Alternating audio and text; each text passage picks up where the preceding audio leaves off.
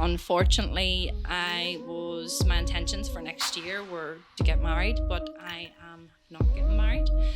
And I am actually going through a breakup, brokenhearted, and I am the woman sitting with her wedding dress, and it's not going to work. Holy shit. Toxic patterns in his life, and that kind of follow him. And with these kind of therapies, I can't tolerate this anymore. What's the plans for 2024 in the podcast? What can people expect? Lots of brilliant women stepping them into the light, also therapists. It's to go forth and rip 2024 out by the complete roots and make the Greater Truth of the Woman the podcast to listen to. Women find it hard to talk. As a woman who was even scared of therapy, or even telling people that I was in therapy to help with anxiety, to help with trauma. So I learned to speak my own truth through therapy, and I think women listening will empower women to talk to each other, to talk outside, or maybe even try the type of therapies that I have been in, like holistic therapies. Hi, and welcome to my first podcast, The Greater Truth of the Woman, with myself, Lisa Barrett, and Josh Clark. Happy to be here. Great to have you here, even though you're a man. I know. Elephant in the room there, that I'm a man, but you were saying to me about reframing this podcast so that the people can basically get an understanding of who you are and why you started this podcast. So you want to tell the people why you started it? When I started it, I had a vision. I've been in therapy for anxiety. I have women that reach out to me, women that don't even want to train, they just reach out to me because I have shared an awful lot on social media, traumas in my past, things I've been through. And I think it'll build a good platform for women to multitask on a Sunday night where they're listening, they're making dinner. I know myself, when I'm making dinner on a Sunday night, I'm always doing something else. I'm doing my diary for work. I'm doing school uniform, and I'm also chasing my tail. I'm listening to audio or something in the background. So what kind of so you were saying there for the really help empower. It sounds to me like you're trying to empower women, which is awesome. Yeah. But like, what kickstarted you to want to like spread the messaging and start this podcast? Because like you coming on with us now, obviously I'm the owner of Tierna Media and we're helping you produce this, and I'm so happy to come on here. Yeah. But what kind of got into your mind to really kickstart this and put this message out there? Because there's a lot of people that this would be like their worst fear. This was Lisa's worst fear. This is totally outside Lisa's comfort zone completely. I've always wanted to do it. I've always wanted to make a platform for women.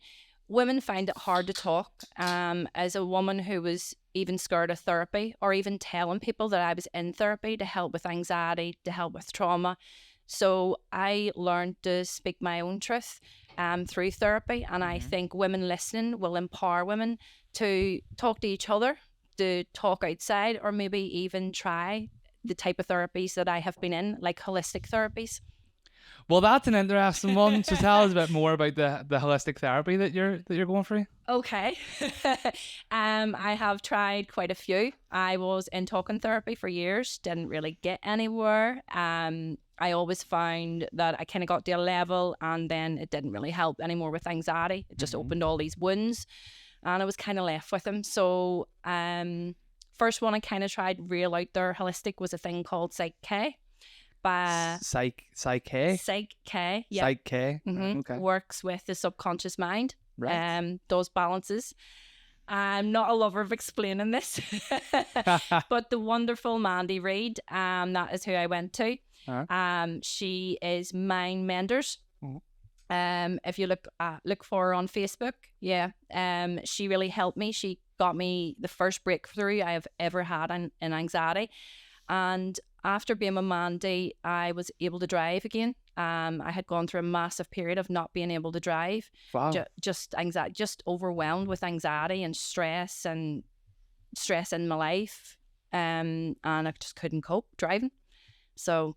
Well, that's to me, that's an interesting one. What was like, where was your anxiety coming from with driving? Was it like the fear of death? Was it the fear of? It was the fear of the world collapsing in around me, and then something happening. I was always, when I get into the car, my anxiety just went from here, and I was just overwhelmed. My vision would start to go, and then I went through a period probably about 14 months ago where I just couldn't drive. I had to be chauffeured about.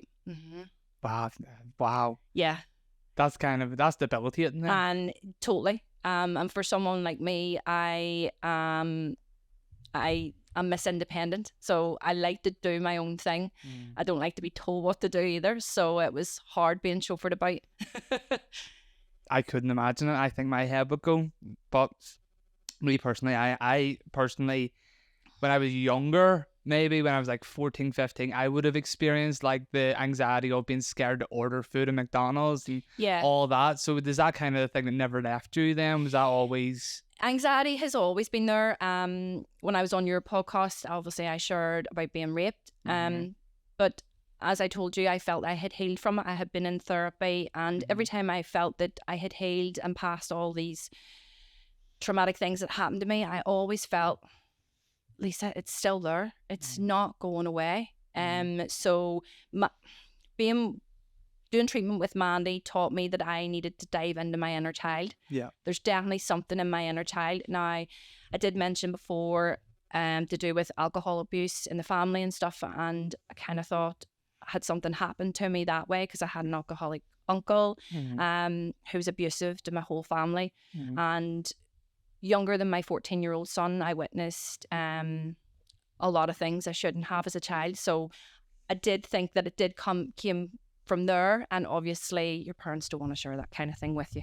So I felt I really needed to find little Lisa. Wow. This was from reading self-help books like Vex King, things like that. I really needed to dive, but obviously from the age of 6 and under is when your subconscious mind works. So from 6 and over, you don't, or sorry, 6 and under, you don't remember. You know, so I needed to find what had happened. So I discovered a wonderful therapist called Laura Kane, who is a hypnosis. And we dived into my past. I don't know if you've heard like timeline therapy, things like that. I am going to be honest. I am not educated in therapy at all, past like movies. You're definitely the elephant in the room.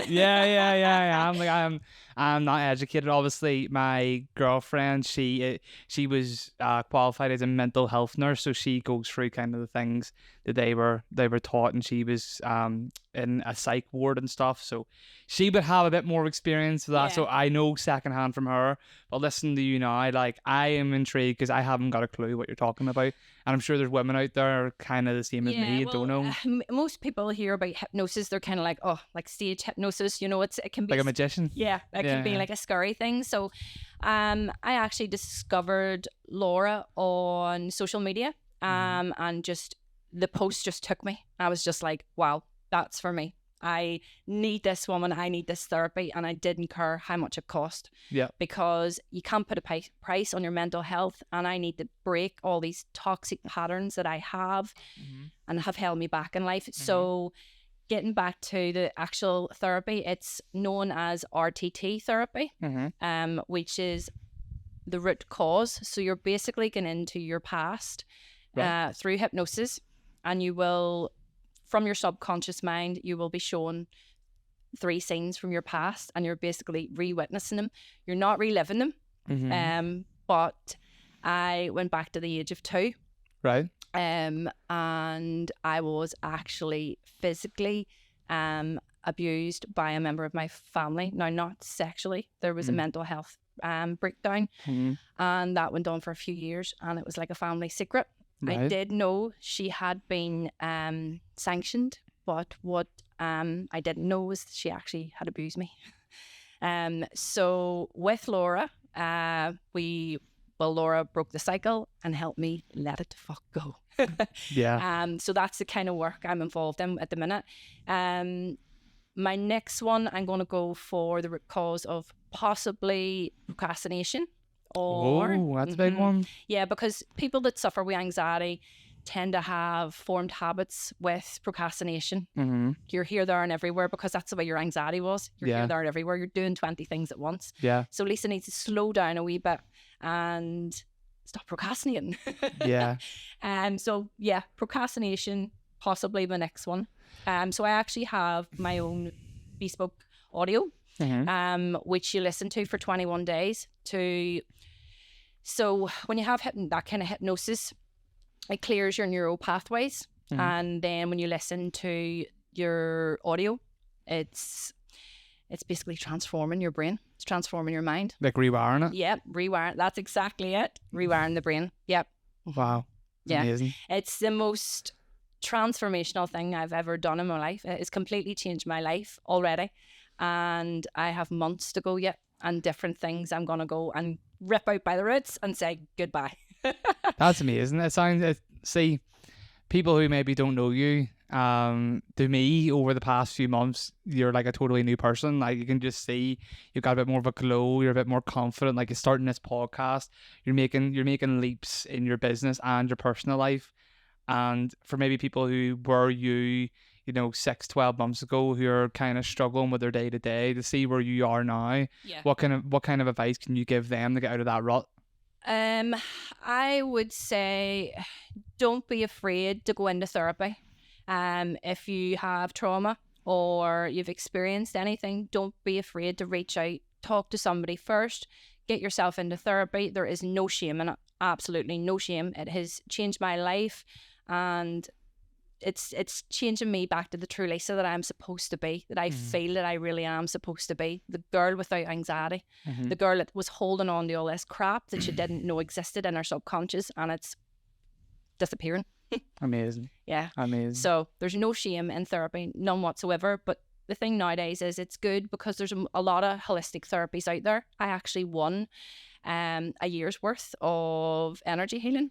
Wow. Yep. The day the videos for this was released. Serious? Yeah. So it was like, wow, bang bang. I'm coming in line with my true path. Amazing. I mean, you were talking about procrastination there as well, and obviously me saying about maybe young people, or not even young people, just people who are struggling with anxiety. One thing that I think, and I would love to know your opinion on this, is something that really, really worsens procrastination is doom scrolling. Have you got that out of your life yet, or is that still? It's gone. Is it? It's gone. Yeah, I don't do it anymore. I don't even, which is weird because I would have got lost down the rabbit hole of TikTok. Especially because of my business. I would have been looking for stuff, going on TikTok, looking for the trend, what's going on, and I'd have doom scrolled. And when the anxiety was high, I'd have doom scrolled for hours, and before I knew it, it was 3:30 in the morning. I'm going, oh, for God's sake, Lisa, So that is completely gone. Like, I barely see anything. I just go on and look for the people that I know are good, positive, and I'll get something out of reading their posts or watching their videos. So the doom scrolling has disappeared altogether, and it's wonderful. So have you created your kind of circles on social media that only kind of show people that you're actually interested in hearing or seeing their content instead of the doom scrolling where you're watching a bunch of random shit? Yeah. I have listened, see if it's not benefiting you, benefiting your mental health, unfollow, unfriend, get to fuck. Get them out of your life. Get the toxic people out of your life. Why, if you won't entertain them in life, why are you entertaining them on social media? That's very true. That's very true. I mean, a lot of people see things on Instagram. I think Instagram's really bad for it. See things on Instagram and it makes them feel not worthless, but like lesser than. Yeah. So maybe like the girl who has the boyfriend who buys her a Gucci bag every month, and you're like looking at that, and then you're looking at your boyfriend who's working 40 hours a week or whatever, but like you're now being like, why can't he provide this like 0.1% of people goal here of getting a Gucci bag? It's fake. It is fake. This is the thing. This is why I want this podcast as well, because there's so much on social media that is fake, and it's done me damage. I know it has done me damage over the years looking at things. Oh, their happy life. I'm sitting here. I have anxiety. I feel like shit. I can't cope. I'm on my own, things like that. It does real damage to people. Or the perfect Christmas tree. I think at the last year there, it was like the perfect Christmas tree, the perfect picture, shite.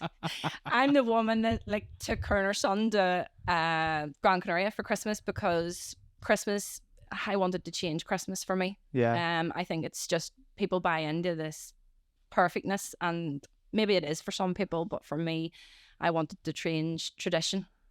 Well, it's funny you said that about like people buy into these things.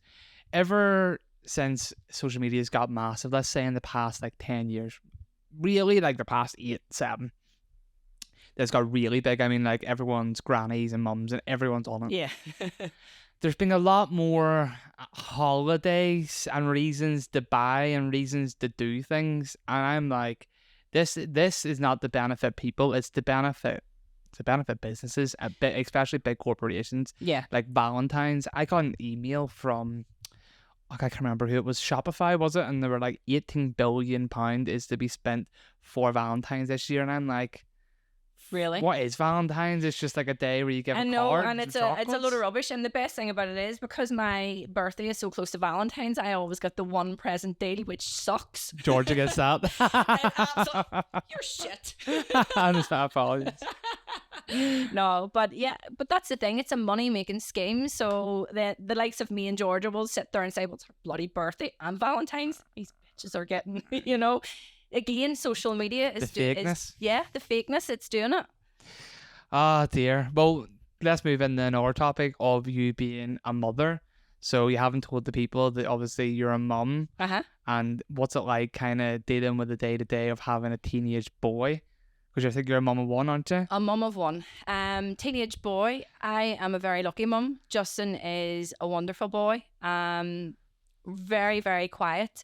His favourite things are football, Xbox, and gaming online, and that's about it. Other than that, he is a sweet kid. He did have a wee girlfriend for a while, and I was like horrified. I was like, how can my 13/coming into 14 son have a girlfriend? What am I gonna do? So I was trying to get him to introduce me to him and stuff, and he was like, no, mum.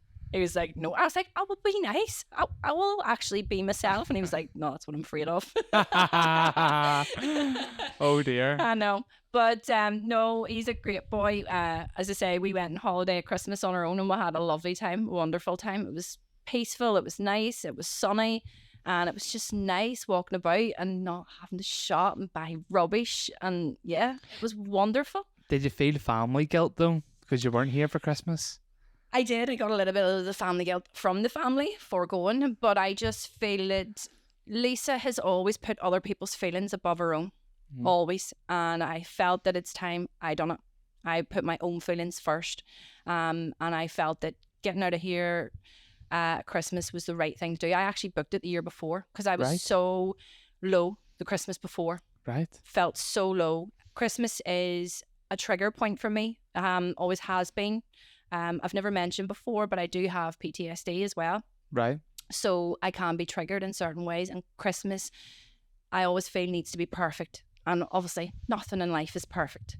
So I just felt that I needed to change the tradition and I needed to go away, do something different, do something for me that suited me and suited Justin and not, me and Justin spent Christmas on our own last year as well. And it was hard and I just felt quite sad and miserable because my grandparents actually died around Christmas. My dad's mum died on Boxing Day in our house at a family party. So that alone, has an effect on me every year because obviously everybody thinks about their lost ones at Christmas. So that was why I went away and just feel that I need to stop putting other people's feelings above my own and put Lisa first.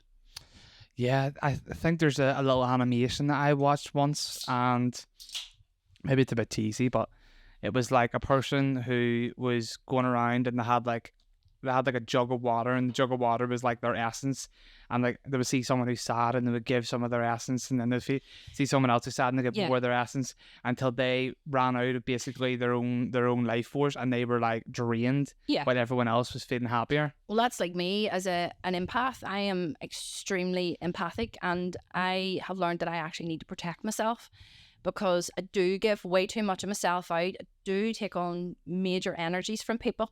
You know, that kind of vibe where you walk into your room and you can just feel someone to make you feel different. Mm-hmm. I take that on, and that needs to stop. So I needed to learn different practices. I do meditate. I use crystals, have used crystals for years. Wow. Healing crystals.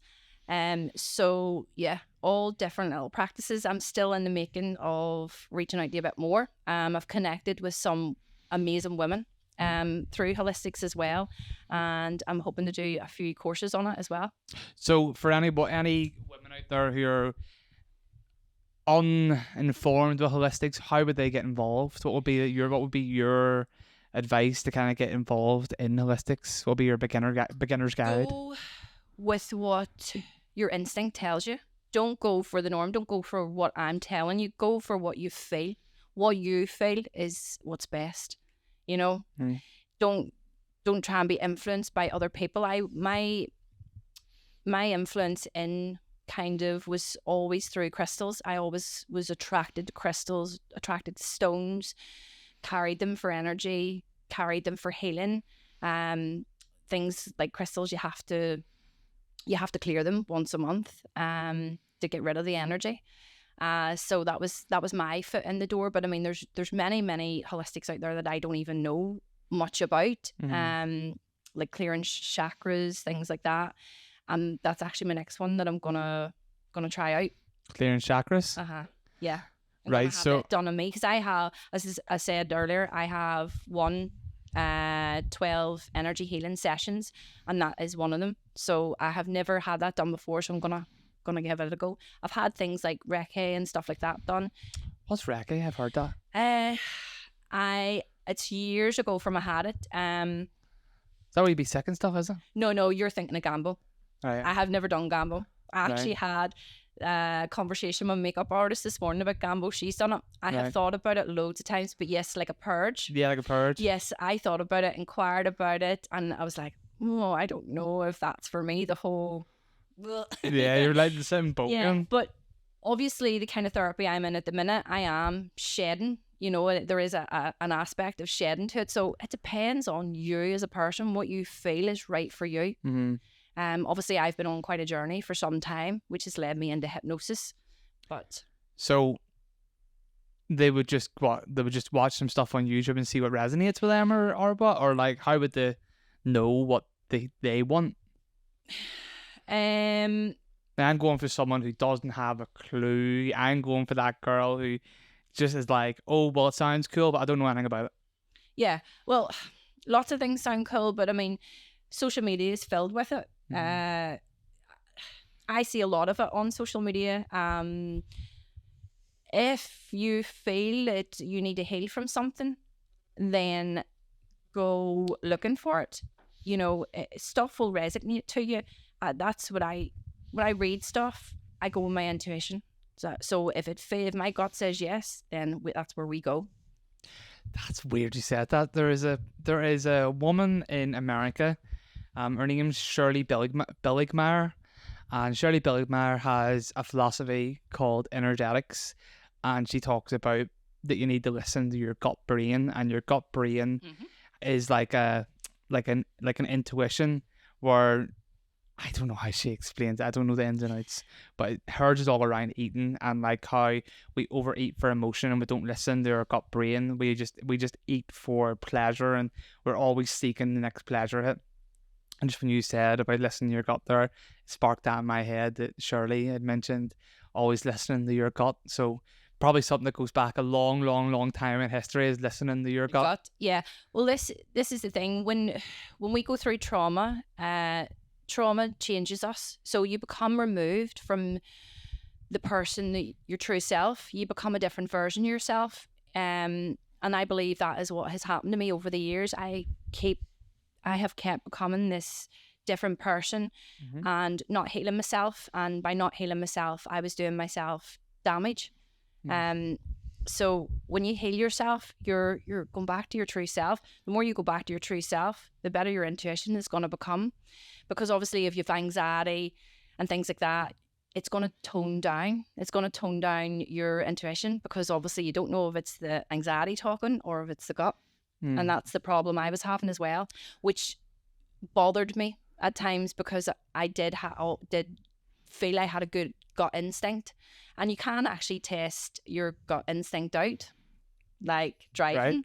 You know what I mean? You've done it yourself. I'm sure you've done it yourself. Oh, I wonder will I drive around here and I'll have a wee space, and you're thinking to yourself, yeah, I do have a wee space, and then you go, there it is. That's creepy. You just said that. I've had that exact feeling before, because there's a wee car park where I park and it's always booked out.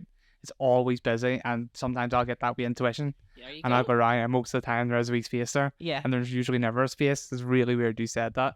Let's bring up another thing. So you mentioned obviously about the horrible scenario with being raped, and that brings into my mind about the help that's available for women out there when something traumatic actually happens to them. Do you believe that there's enough help out there, I or? believe there's good help out there, things like Women's Aid. Now, I have never been in Women's Aid, but I do know a lot of women who have. I have trained them. I have friends who've been in Women's Aid, and it is very good. And in Northern Ireland, I do feel it is a really good thing. But in terms of, is it enough? No, there is not enough help for women. Our NHS system is absolutely pants. It's rubbish. You know, it doesn't do enough for women. It doesn't even do enough for health. I feel since COVID, we are being pushed into a private, down a private sector. Here's me, feels that she really needs to heal in order to work. Because if I don't heal, I'm going to crumble eventually with anxiety, with PTSD, things like that. And I've had to spend thousands to help myself, but I'm seeing that as an investment in myself. It absolutely is, Lisa. But people don't have access to the things I have access to, which is sad. It is very sad. Now, obviously, I took a loan to do things like that, and but obviously, not everybody can do that. Yeah, I mean, just looking at how you are right now, it's probably the best investment you ever made. Oh yes. Because maybe there's a lot of women when things like this happen to them, they shell up and they just maybe feel self-conscious about themselves and don't want to put themselves out there. Well, yeah, as a woman who suppressed her feelings their whole entire life, I had basically no self-love whatsoever. The gym did kind of take me into that path of self-love and self-care. The gym is more self-care than self-love, but self-love is that, that inner critic that you have, the one that says you're crap. Everyone has it. Everyone has it, yeah. Everybody has that inner critic, and everybody has the need where they go, oh, I knew that would happen. Talking crappy to yourself. The more you talk crappy to yourself, the worse your self-love is. Mm-hmm. So it's not healthy to do that. So that is a big part of self-love and that inner critic. So I have changed mine from my inner critic to my inner cheerleader who boosts me up, who tells me I'm doing good, So, yeah, self-love is definitely important, especially for women. I have talked before about not being able to look at myself in the mirror, and that was a massive thing for me. I couldn't face the mirror, could not look at myself, couldn't talk nice to myself, and if I was looking in the mirror, it was the slightest glance whatsoever. Do you think a lot of women who are maybe going through pregnancy or just after pregnancy would feel that way about themselves? Yeah, because your body changes massively, and then your body, most like me, my body changed for life. I was left with things like loose skin, and didn't have the abs that I used to have, and that can be really hard. Mixed in with hormones, mixed in with a screaming baby, and you're overwhelmed. Yeah, extremely, and add in anxiety, you're up the walls. Wow, I mean, I can't relate to this, but I have watched Georgia be an absolute trooper through it all. Yeah. And I am so blessed that I don't have to feel like that. And I mean, Georgia, and I can only go off what she's told me, but whenever she, just after having Poppy, she really struggled with like having like a little bit of a belly there. Yeah. That like she was like, this doesn't feel right. This is my body, and I'm like, I didn't know what to say, but after No man does. yeah, No after man does. but don't honestly, but don't.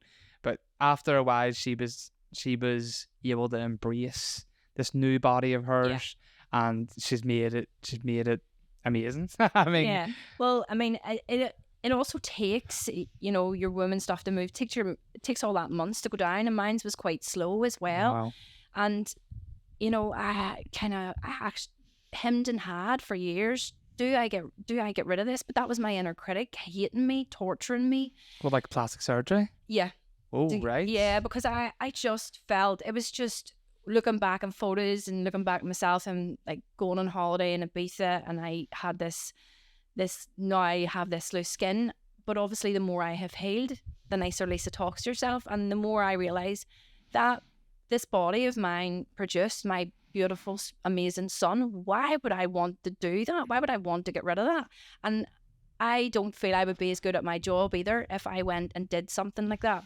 Now, everybody has their own take on it, but I do feel it's when women say to me about their tummy, I'll say, well, I'll show you mine, you know, and show them, and they're like, there's nothing wrong with yours. That the back and forth, you know. So everybody has their own opinions on, but I did really toy with it for quite some time, for years on and off. Booked the surgery, cancelled it, rebooked it, cancelled it.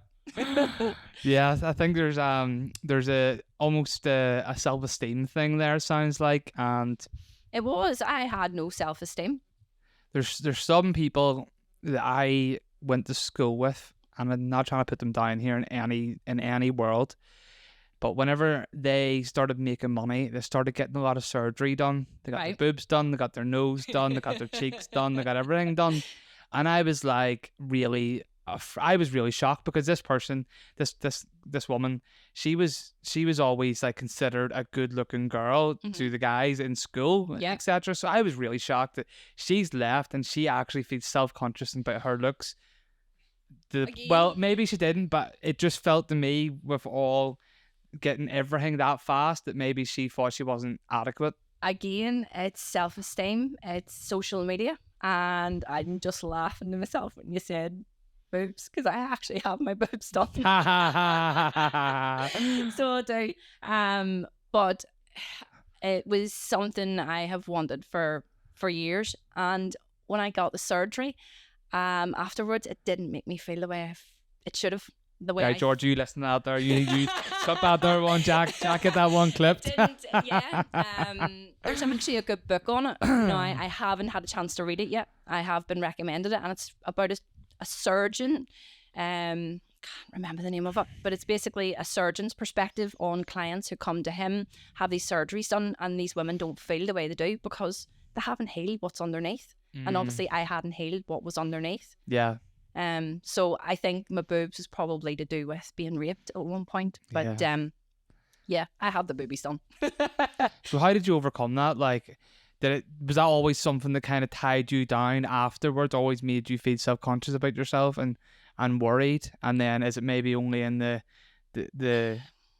near past, like maybe the past couple of years, that you've started to really overcome that? Or yes, because obviously being a fitness trainer and sort of a lifestyle coach, I kind of, what would you say, obviously when doing photo shoots and things, your body, you lose all the fat, and the boobies are the first thing to go. So you're kind of, I got an awful lot of crap on social media about being too muscly and looking manly. And obviously when the fat goes, the boobies, for me, it's one thing to go. 'Cause in school and as I got older, I kind of did always have big boobs. And then I was kind of like, God, I don't have big boobs. I'm getting hate on social media about looking too manly, and it made me feel less of a woman. And I think that's kind of the path that took me down there. And obviously low self-esteem. But like, apart from the boobs, apart from the boobs, I just mean anyone that maybe something traumatic like that's happened to them. Like, what was your healing process from that? From the rape? My healing process would have been, I ignored it. I ignored my feelings on it. Buried your head in the sand? I buried my head in the sand. I pretended it didn't happen. I did everything I could not to think about it. I drank. I couldn't have sex sober for a long, long time. I never had sex sober. Wow. Hated to be touched. Couldn't be touched. It was horrendous. I actually thought I was kind of one of them people that doesn't like to be hugged. Mhm. I absolutely love hugging now, but yeah, I just didn't like to be touched, and that was obviously where it had stemmed from. You just put up like these big boundaries now. These big boundaries, yeah. Lisa had put all these massive walls around her. I had a massive amount of ego. I feel I did adapt more masculine, and I wanted to lift weights. I wanted to be stronger than men so that nobody could ever do that to me again. And I think that's what took me down the path of personal training and sort of becoming that kind of woman. So that I really did adopt that ego. So you kind of channeled that energy into it. What to me that would be not channeling it into something that is like positive, because when anybody exercises, afterwards you always get that good feeling. See, when you do a workout, you always get that good wonderful feeling. Yeah. You're eating dinner and you're like, oh, it doesn't matter if I have a few more calories. I had a great workout tonight, you know. Yeah. And I always say, you know, you'll never have a bad workout, because That's even it. if you go do two things and you leave, you'll still feel good for doing it. That's it. So if you were channeling such a negative event in your life into, I know you're saying you were trying to get bigger and stronger, and just to let people know that basically not to fuck with you. But I would see that as a good coping mechanism until you had to face it. Yeah, well, exercise was a good coping mechanism. I had this conversation with one of my close friends. I don't believe I would be here if it wasn't for exercise. Wow. I really don't, because in the lowest periods of my life, exercise is what got me through. Yeah. Did you feel isolated, did you?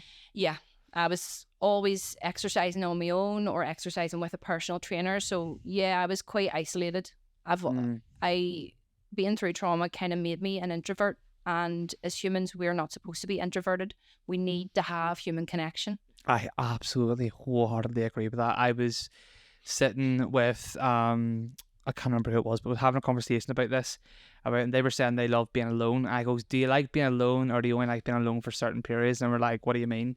I said, do you like going out? And they're like, yeah, I like going out. It's like, I like going to the shops. I like going to the shops. Okay, cool. So you like going to the shops? Do you like going out for coffee? Yeah, I like going out for coffee. Do you like going to the restaurant? Yeah, I like going to the restaurant. You can have all them things in your house. You can shop online, you can get your coffee delivered, you can get your food delivered. Why don't you? Because you like being out and experiencing other humans. Yeah. Because other humans is what gives us entertainment. It spiritually lifts us. We like to be around other people. We almost still have that tribalism about us. Yeah. Where you're always trying to find that next human connection that'll bring you into being either a better person or be more spiritually connected, or, for example, start a podcast, or Exactly. you know. But this is it. We learn stuff from humans. Every human that comes into our life, whether it's a lifetime or a season, you learn something from. I never heard that one for a lifetime or a season. Right, You okay. learn from them, whether it's a What season you on, Lisa? Do you want the truth? No, just I mean, like if we see your life as kind of a season, that's a funny way of thinking about things, because it's kind of true. You have the season of being a baby, season of being a toddler, season of being a child. Then you're a teenager, which is the maddest one. I was thinking about being a teenager the other day. I was fucking horrible. What were you like as a teen? I kind of went off the rails a wee bit. Yeah. I was the black sheep of the family. Teenagers are hard, man. Yeah, I am just waiting for that period going with Justin. I'm like, but you might get lucky. I might get lucky. You might get lucky. He might be like level headed. And I feel like kids these days actually are more level They're headed. totally different to what we were as kids, because gaming is a much more thing, and life has become a wee bit more introverted for them. Yeah. Which isn't good in some ways, and then on other ways I think I don't want Justin running about the streets kind of the way I did, because you know what comes into my head as well, Lisa? See, whenever you were young and dumb and doing stupid things that you would cringe at now to even think about, they can't do any of that stuff without being recorded by their friends. I know. And then put on TikTok and made fun of, or being put on Snapchat and being made fun of. So there's no escape for them. No. Whereas whenever I was younger, you would have had to connect your Nokia and then try and like transfer it over, and then you had to wait 10 years for it to upload.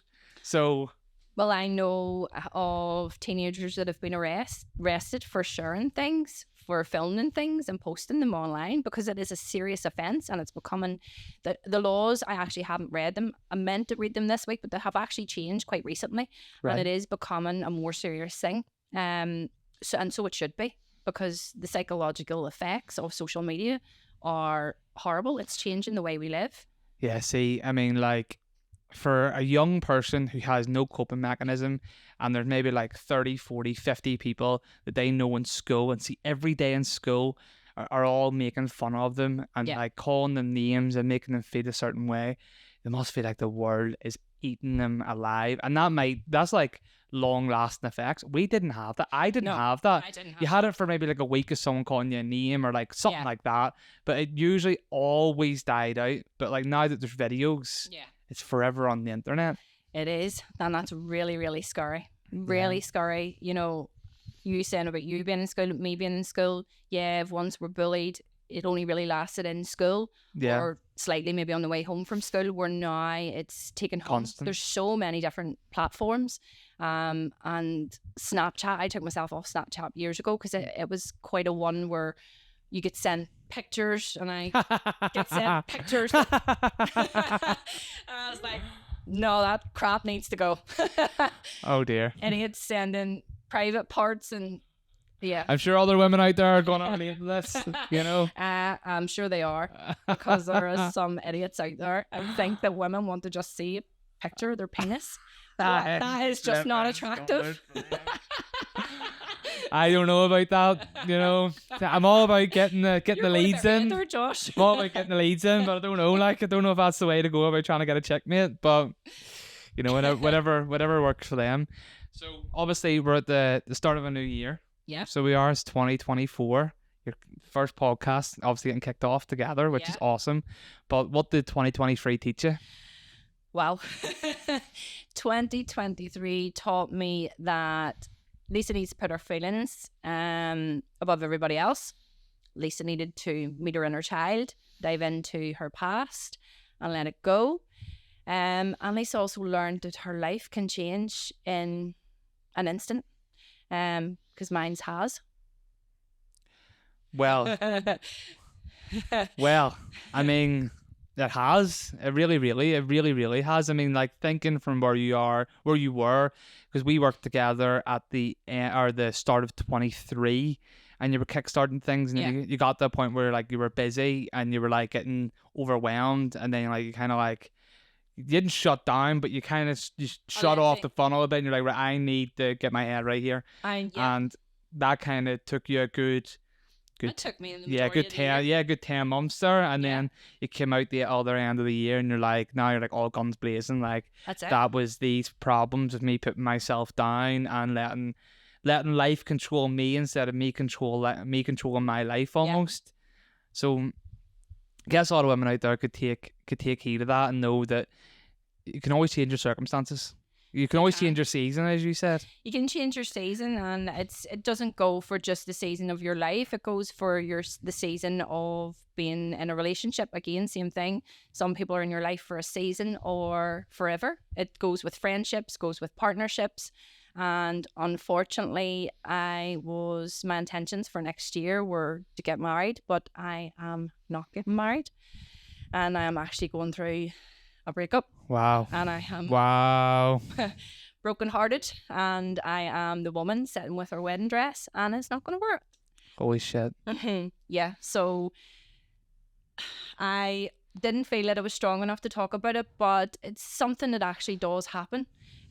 People get divorced every day, and I'm pretty sure that this does happen too. It comes down to toxic people and toxic patterns in my life, and I have obviously changed. Now, I'm not saying that my partner was toxic, because by no means he wasn't. He's a wonderful person. But obviously I'm a whole new Lisa as well. And I just want new things. And there's a lot of toxic patterns in his life, and that kind of follow him. And with these kind of therapies, I I can't tolerate this anymore. I'm actually becoming intolerant to so much things. Like even people texting me, I can't cope with people texting me.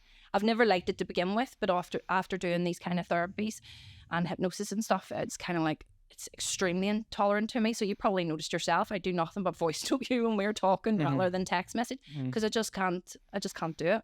So yeah, so we hadn't been getting on for some time. And yeah, we had the breakdown of our relationship before Christmas, and I never told anybody, and there's very few people that know, so I'm telling now. Wow. I mean, wow.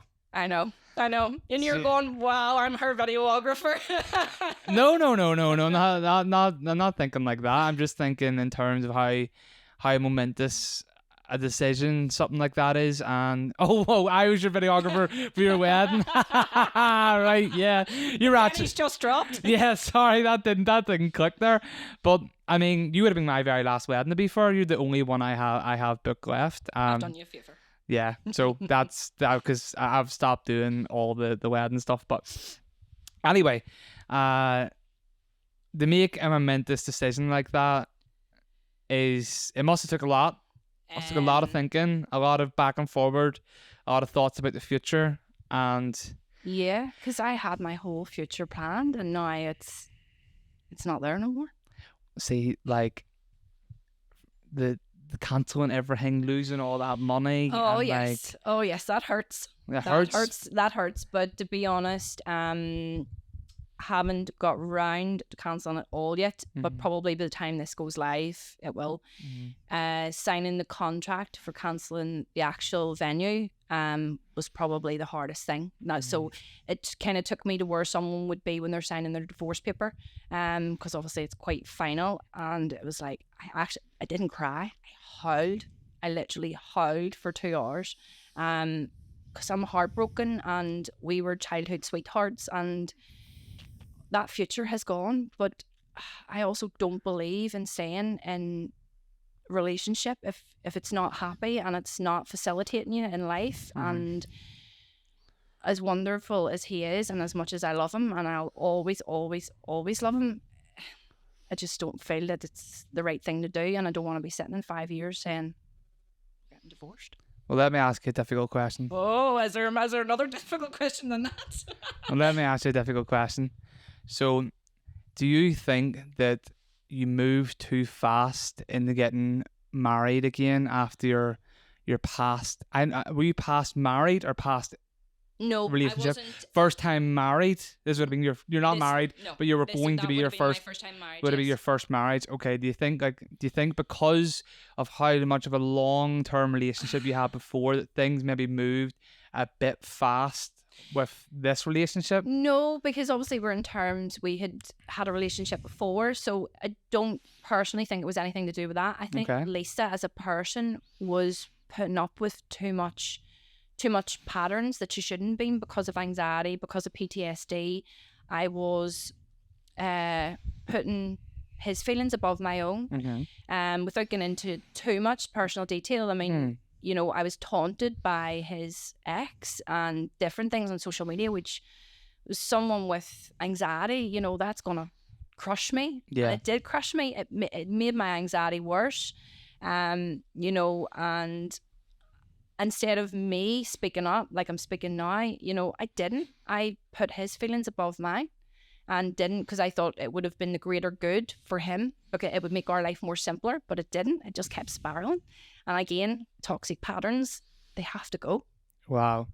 I mean, I personally am the kind of person that I struggle to sever relationships, and I don't mean just romantic relationships. I mean relationships in general. I like to give people a chance, maybe too many chances. So like thinking about how committed you are to go ahead and marry someone, to then sever that, like that's a very big thing, because you're cutting so many connections there that you've intertwined with this person. Yeah. And like you said, you've got you're now the bride that was to be with a wedding dress, who's not getting married no more. Yeah, and that hurts. It does hurt, but in the grand scheme of things, you know, I don't want to settle for the sake of settling. Yeah. I really don't. And doing what I'm doing now, if I'm going to be settling and going to be in these patterns, I am never going to be the woman that I want to be sitting here right now. Well, tell me this: if there was no limitations at all, no, let me finish. There are no limitations at all to what you could do in your life. And there isn't, to be honest. There's no limitations to anything. But if you have no limitations, no barrier, money's not an option, everything is set up perfectly. Where do you want to be in 10 years? 10 years? Yeah. I would love to possibly be on TV. Okay. On radio. Okay. And yeah. You want to be in the big screen? Big screen, financial freedom, abundance of love, abundance of money. Okay. Yeah. Well, everyone get that route down. I think Lisa's on her way. Oh, you betcha. But yeah, no, that is something that was never really something that I never really thought about before until lately, until this. What does this mean to me? What do I want from this? And I want to empower women. I want to bring women into the spotlight and show the world we're nothing but brilliant, even with traumas. And this isn't just for women with trauma or therapies or things like that. It's to show that women are brilliant, mental health or not. Yeah, I mean, obviously I'm the dad of a daughter and I've got a little sister. And I was sitting down with my little sister in, I think it was a restaurant, Josh Max in Carrickfergus. I was sitting down in Josh Max and I was saying to her, basically, you know, what does she want to do? And she said, I don't know. And I was like, well, if you didn't have any limitations, what do you want to do? She's like, I don't know how to make money. And I was like, what do you mean? Like, you're only 13. She's like, oh, but I don't know anything. And I was like, you can't have that thought in your head that you can't do anything. You can do anything. Yeah. There's see anything's ever been done, it's been done with someone who's not too much smarter than you, or maybe not too much dumber than you. It's all applied. So if you apply yourself to anything, I don't care what it is, you want to apply yourself to being the best gardener in the world. If you apply that, you think that you can be that person. Again, it's limiting beliefs. It's limiting your beliefs, and through mental health, that is what I have done. I limited my beliefs. I believed I couldn't do this, couldn't do that, or I can't do that in social media, or I can't be the real Lisa. I can't drop that ego and show the world the feminine side of me. Yeah.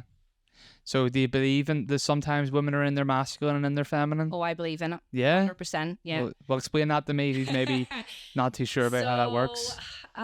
I feel, obviously, I have to have a little bit of an ego. I have to push these women in the gym, and, you know, so there is a little bit there pushing them and all fired up and come home. And if you're the woman that comes home and you're the sole provider, or, you know, you're paying all the bills or whatever, you're playing both roles. Yeah, you're playing both roles. You're not going to take your pants off at the door, are you? You're that ego is going to continue. Yeah. And that is not healthy. Oh. I don't believe that's healthy. I believe that men and women need to be in their true energy. Right, okay. Yeah. Well, that's interesting. So, I mean, I don't know if you've seen, but not that I take the social media to dance, but I do actually dance at home regularly. That's not just a thing for me. Okay. I do, because when women shake their hips, it's actually releasing energies. It's bringing them into their feminine energy. Right. Okay. That's I mean, that's interesting, because I think as a man, I think that I can see what you're talking about there. If you had to do both roles and how that can make you feel maybe a certain way, but in being in your masculine, which isn't giving you the right energy, as you said, being in your masculine, you personally want to be in your feminine. Maybe there's other women who are more in their masculine and that's where they prefer to be, but obviously now I'm a single woman and I am going to have to play both roles at home, because obviously I'm the mother and the dad, and Justin has a wonderful dad who's very good, but and we have joint custody, but I mean, I have to pay the bills, I have to, you know, so I have to do both. Yeah. Well, tell me this, what's the plans for the podcast? What's the plans for 2024 in the podcast? What can people expect? Lots of brilliant women stepping them into the light, also therapists, people that you don't know, and I am also in the hunt for a buddy. Okay. Somebody that can come on regularly with me. Yeah. And just chat and Amazing. just bounce back and forth, just the way we do. Yeah. But obviously, we'll have to take the elephant out of the room. Oh, the elephant's out the room. I'll be behind the camera next time. But, yeah, so it's the Go Forth and RIP 2024 out by The Complete Roots and Make the Greater Truth of a Woman the podcast to listen to. For women. 100%. And who's the next guest we're going to have on? Is actually Laura Kane, the RTT therapist, who is brilliant, amazing, and honestly, it's the kind of woman you aspire to when you listen to. She's into manifestation, things like that. Don't want to share too much because... Well, people can tune in for it. Well, people can tune in for it, but you should also go and give her a follow. She's Let Go with Laura on social media. And she's a real interesting woman. And she's a woman who is... Yeah, she's definitely in her feminine energy, and she's definitely something to aspire to. Okay. And where can people watch podcasting? On YouTube, iTunes, and Spotify. Awesome. Well, I think that probably wraps us up for this episode. Or is there any last little thing you want to mention before we jump off? No, I think it went really fast. Really fast. Yeah. After I got over the nerves, because obviously this is the first one. But no, I felt it went really well. Said a lot more than I should have. But that's what podcasting's all about. Absolutely. And I'm sure people are going to listen to this, and there's a couple of shock turns there that they're listening to, and hopefully give them a bit of a giggle. Before this goes live. But I think that probably wraps us up. Yeah. It's been amazing, Lisa. Well, thanks for having me on. Thanks for coming on, Josh. Thank you very much. And the elephant will kick himself out now. Brilliant. How'd you get?